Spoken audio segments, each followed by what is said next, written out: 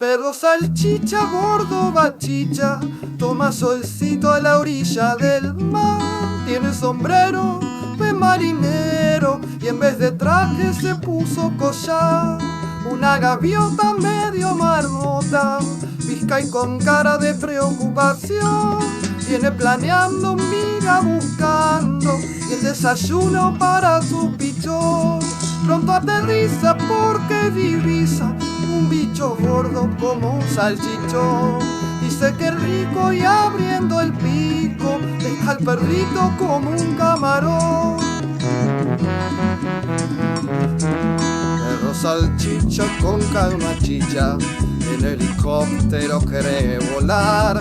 La pajarraca como lo amaca y entre las nubes y arriba del mar.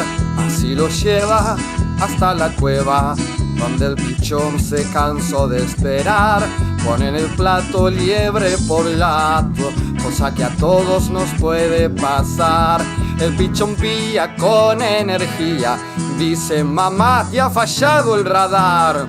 El desayuno es muy perruno, cuando lo pico se pone a ladrar. Doña Gaviota va y se alborota, pero salchicha un mordisco le da. En la pelea, qué cosa fea, vuela la pluma de aquí para allá. Doña Gaviota, ojo en compota, perro salchicha con más de un chichón.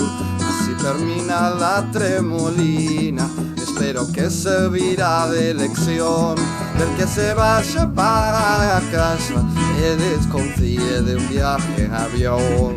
Y sobre todo haga de modo que no lo tome por un amarón.